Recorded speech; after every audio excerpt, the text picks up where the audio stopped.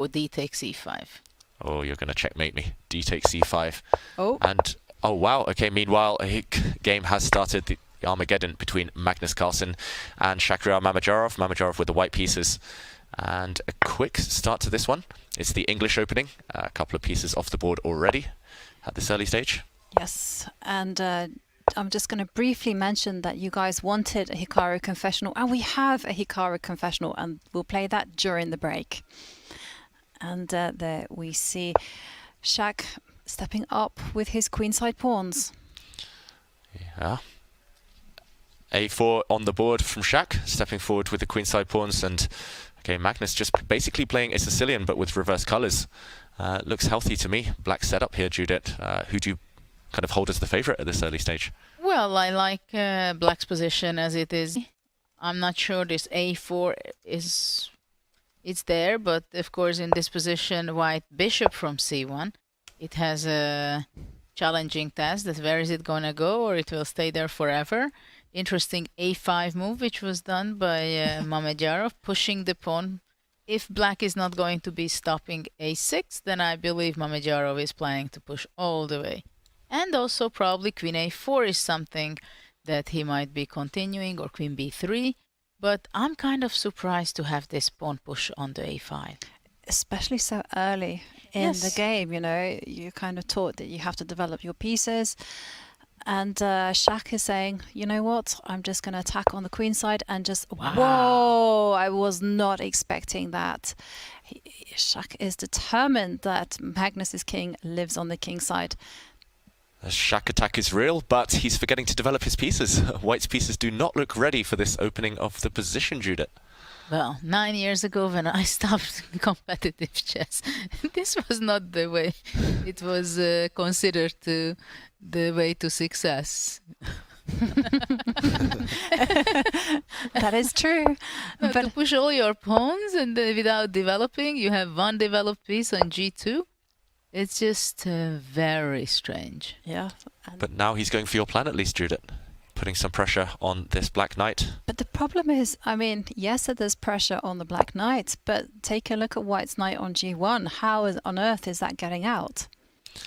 Probably the next move to play Knight F3. Yeah. But then Bishop H3 is also something to think of. I can also imagine that in the next move, let's say Black plays D5 or F5, making it a more active play with Black. Yeah, I understand what Shak is trying to do. He's trying to open the position because he has bishops, but he's just not ready to do that. And actually, it's the side who's facing the bishop pair who should be trying to speed up the play here. So, yeah, Magnus, it looks like he's got all of his pieces in the game. Nice centralization, everything holding together. Time advantage is disappearing now. It's less than a minute and a half difference between the two. I think in terms of start to this game, not super promising for Mamedyarov. Magnus, could he go 7 out of 7 in the Armageddons? I spoke to him on the rest day and I can reveal he said he was shocked that he's holding his nerve in the Armageddon. He says he doesn't know how it's happening. Of course, he said he'd give everything for one classical win, but the Armageddon is where he's doing the business. And, okay, pawn takes pawn. And, okay, question here. Take that pawn with the knight or simply recapture with a pawn on e5? The pawn. That pawn on a6, we laughed at it a little bit, but it's a great endgame pawn. So definitely. Oh, I spoke too soon. It is endgame as the queens leave the board. Yeah, if it was anyone else in the world, I think Magnus would have taken with the pawn, but against Mamedyarov, getting the queens off tends to be good wisdom there. So queens have left. White's pawn structure, not necessarily the worst. Well, Black probably wants to go bishop c6 to eliminate the white square bishop, and a6 pawn can be a weakness also in a later stage. Yep, your prediction came true, and those bishops will be leaving the board. Yeah, the problem is Black lacks pawn breaks now, or lacks effective pawn breaks, so it feels like White has at least got some level of stability, and those bishops traded as predicted. But is White's a6 pawn enough to give Shak serious winning chances? Because remember, Shak playing with the white pieces is in a must-win situation. Yeah, this white a6 pawn could be backed up nicely by white's knight. If you could imagine a teleportation device, this white knight on h3 somehow landing on b5, attacking these pawns. But right now it doesn't really kind of make a great impression. I was just thinking about that too, that on b5, but how do I get there? Right? Knight g1, then I have to do what? Knight e2 somehow, but then the e3 pawn is hanging. You need Nakamura's knight to dance around. You need a similar journey. Could you put it on a3? But then it gets stopped by a pawn on c6 anyhow. But to put it to a3, it's also not. It's e4 should as well. be, but you just don't reach that spot. Well, Magnus breaking out in the center. And in terms of the clock situation, remember Magnus did start with a 3-minute deficit over Shakhriyar. Magnus has just got 4.5 minutes, whereas Shak has 6.5 minutes. And Magnus with draw odds will want to play solidly. I think that influenced his queen trade decision. And now this last pawn push, I said he didn't have any pawn breaks. I just assumed he wouldn't want to undouble white's pawns. White's c pawns here. Here kind of traditionally not favouring white, but Magnus is happy to trade off just to get his knights active. And there we see both the black knights now in the middle of the board. Beautiful settings for black. Look at 2 rooks on the open file, 2 knights in the center, just idly placed. Yeah, just beautiful centralization, but he has to move one of them. The knight on d5 was attacked, hits the white rook now. But that knight on b4 is going to get anchored there with the c7 pawn. And wow, white's position is beginning to look like it's not good. And there you go, c5. I mean, there's no coordination whatsoever with white's pieces. Well, finally there is a little idea that if white plays, let's say, bishop d2, and somehow when the knight moves away from b4, knight f4 to d5 can jump in. Yeah, he starts with the other move order. Same idea, Judith. First some pressure, though, especially the white e2 pawn, the base of this chain. It's a bit vulnerable. You have to overprotect this pawn somehow before the white knight gets kicked away from its protection. You need to keep this chain intact, otherwise your whole position falls apart. Mamedyarov. h4? h4 looks good, just to prevent pawn to g5. And okay, he chooses instead to use his king to defend the e2 pawn, and a question mark, making white's position worse. g5, knight d4. Ooh. Or immediately. Jumping in first, big threat on the board. Black wants to play that move you mentioned, Judith, g5, hitting, kicking away the white knight. Then the e2 pawn will fall. So how to deal with that? I think he has to push the pawn, the h pawn, to cover that threat. What else? You don't want to touch anything around your king. You don't want to touch your pawns. You'll only weaken them. Instead, he brings his bishop out to block the black rook on the e-file. It feels shaky.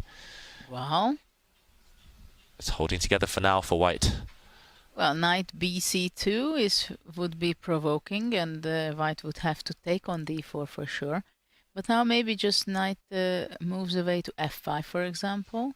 Though after that already bishop goes back to d2. If the black knight from the center ever moves, then white will step back and try to eliminate this piece. Is it too rough if black goes rook e3 and g5? Wow, sacrificing here, Judith.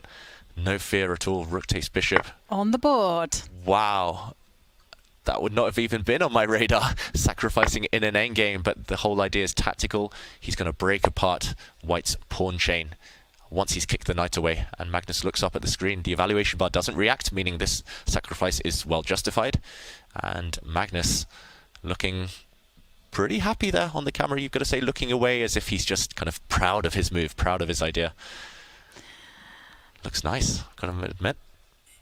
Yes, it certainly looks nice. And bearing in mind that Shak win situation and his white rooks are just not coordinating well. Knight has to move, the e2 pawn will drop, and then Shak just has to get on with the job of relocating the rook on a4, which is doing nothing.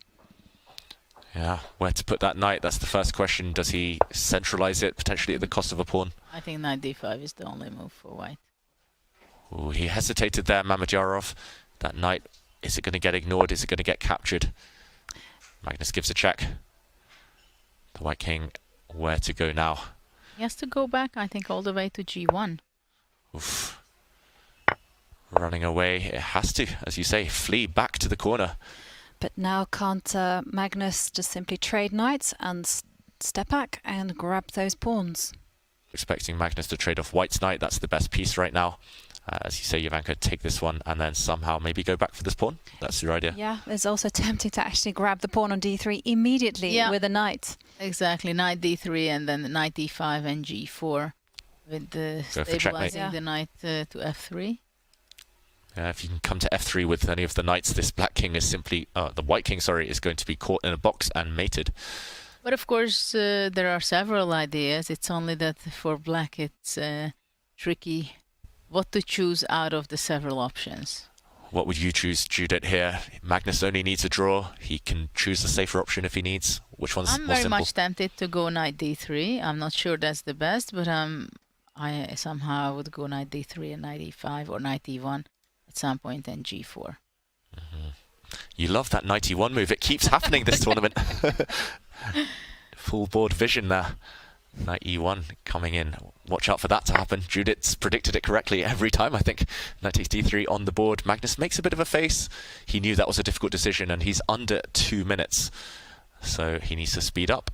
What's Mamedyarov going to do to complicate the issue? This white rook on a4, as you said, Jovanka, just worst placed piece on the board. Where to go? What to do? Not easy. It's certainly not easy, and also you have to bear in mind that black has ideas of anchoring a knight on f3, and that would be curtains for the white king. I was looking at moves like knight e5, trying to get the knight immediately in with check. Yeah, looks very powerful as well. Yeah, and okay, I mean white's only move is actually to try and trade off rooks, and that's going to be a very difficult job as well. Well, now white's only plan can be that after knight e5 he goes rook f2. Black's knights are so beautiful right now. Magnus will be reluctant to move them, but he really has to speed up. He's got about 1 minute 10 seconds now, and it's still 12, 13 moves before he gets any increment at all. So he has to make minimum 12 or 13 moves in 1 minute, and he's looking away from the board. What's this? He needs to hurry up. It's going to be physically difficult. He's playing g4 immediately. Well, this allows knight f6 check, grabbing a pawn. Yeah, the knight can check and take this pawn next move. But this would lead maybe to a draw, because after check, king goes out, knight to g4. I think black goes h5. Yeah, white's knight is kicked all the way back. And if knight f2, then knight f3 and knight e1, some kind of perpetuate check. But the problem is knight f3 is such a serious threat. If the black knight arrives there, then you have checkmating ideas with the rook taking h2. Massive threat on the board. Mamedyarov under 3 minutes now, has to deal with this one. I think I would just give this check now and just hope to survive. If you don't have any options as Mamedyarov, you should just try and play quickly, not give Magnus time to think. Calculation needs to be done, of course. But he has plenty of times for the moment, 2.5 minutes. And if he calculates ahead, then he can play his moves. Not only one, but several moves quickly. Yeah, but Magnus will do the same. To pause now or to pause later, that's the question. I agree with the featured chat, just flag him, just move. Not too many options here for Mamedyarov. I'm looking for others, maybe he can hit the... There is a move rook d1. Yeah, hit one of the black knights with his rook. That must be the only real alternative. Maybe you can... Yeah, it's just so difficult. He just needs to decide. As the featured chat says, white has definitely got ideas of sacrificing on the b6 square later for white's a pawn to run through, but first you have to deal with your king, so he actually steps back with his knight, trying to trade off. Makes a lot of sense as well. But right now maybe knight f3 is also possible. I know, because takes and knight d3. And there we see a trade of knights. And again, Magnus now has to play very quickly, advances his f-pawn. And Magnus has a dream position. All his pieces are well placed, and white's rooks are just not coordinated. Yeah, rooks thrive on open files, and if you notice, Magnus has blocked every single open file, but look at this, a sacrifice in the air. Watch out for rook takes pawn, followed by the white pawn promoting. We mentioned something similar earlier. This white a pawn is white's only hope. Oh. And, okay, is it on the cards now? That's the question. Rook takes pawn. Magnus, he's allowed it to happen. If rook takes pawn, maybe, is he going to ignore that? There's some counterattacks against the white king. And, okay, now the black knight has stepped back. He defends everything. No sacrifices available. And white's rook's looking for those open files. Can he plug that open file with his knight? With the black knight? He's going to have to. And Magnus now under 20 seconds. Oh, and we see a cross next to Magnus's move. That means a missed opportunity. Maybe there was something stronger. Well, maybe now rook e2 can be unpleasant, or at least fighting for something from white's point of view. Rook e2 on the board. We're going to see the rooks leave the board. Knight comes in. Yeah, and black's knight has lost a lot of power with that trade of rooks. Now it's going to be incredibly tough to stop white's rook from infiltrating later, but he's using his king, Magnus, aggressively. It's going to be a race, simply. And who's ahead here? Black's pawn's running. Well, black's pawn is really running. But the A pawn is so close. Well, White's rook has to get greedy here, simply has to capture the pawn and hope for the best. Shak's being accurate so far, as mentioned there in the feature chat, but is it enough to win? Black's pawns are so fast. Yeah, but after c2, yeah, this was a smart move, I believe. Very smart. Covering the promotion square, so now black will simply threaten to push his pawn. It might cost white his rook, unless now he abandons the defense of his A pawn. 7 seconds for black. yeah. Magnus, he's got a 1 second increment now, but that's no luxury. It's not enough 1 second over the... White's going to move his rook. Very tricky position. What's he played? Rook c2, but that gives up the a6 pawn. Gives up the a6 pawn, and look, his pawns are running now. Shak looks away, even at the cost of the black knight. Magnus is going to win the game. The pawn's too strong. And he won the game with 5 seconds on his clock. And once again, Magnus wins the Armageddon match. The Armageddon king. He is the Armageddon king. He can take solace in that, but he's still yet to win a classical game. And there we see Magnus leave the board with a smile. And